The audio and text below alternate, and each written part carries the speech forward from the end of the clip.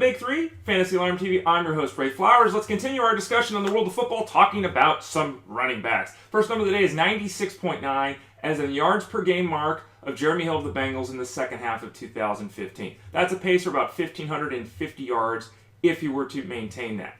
Can he maintain that rate? That's a very big number. It's not a number that we're used to seeing from running backs. I kind of doubt that he will. There's also this fact. He scored 5 rushing touchdowns in the first half and only 4 in the second half. Oddly, despite the yardage going way up in the second half, he didn't score more touchdowns. Now, there's also this odd fact, and maybe it's a sample size thing, maybe it matters, maybe it doesn't. I just found it very interesting. In the 6 games he played last season in which the opening kickoff temperature was 61 degrees or higher, he averaged 47 rushing yards a game. That's something to keep an eye on. That's very strange. Bottom line is Jeremy Hill's being drafted by some people to be an RB1. I think that's a mistake at this point. Giovanni Bernard is still going to be involved. Bernard can catch passes. He can also do some things on the ground. There is no disputing that Hill is the guy you want to own in the backfield between these two, even in the PPR setup.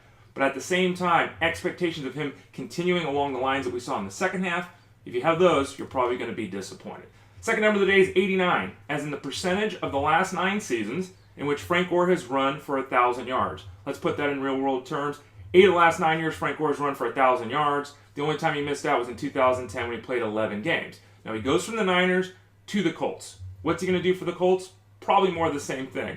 4 straight seasons of 16 games played for the aging veteran in the backfield. 3 of the last 4 years, at least 8 rushing touchdowns. Can he go for 1,000 yards and 8 touchdowns in that Colts offense? I don't see why not. Frank Gore is a tremendous football player. He can play all 3 downs. He can pick up a block. He can even catch a pass if Andrew Luck wants to dump the ball up to him.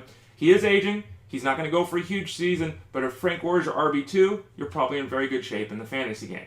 And then the final number of the day is 1,321, as in the average yards per season the last 3 years of Alfred Morris. Now, it's fair to point out we're talking 1,600 yards, 1,275 yards, 1,075 yards. We've seen big regression in his yardage total in his 3 seasons in the NFL.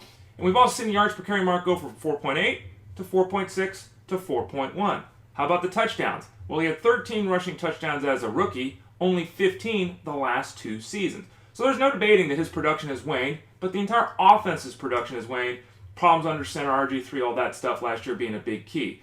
Now, the Redskins did go out and add Matt Jones in the 3rd round this year. They are gushing over his talent.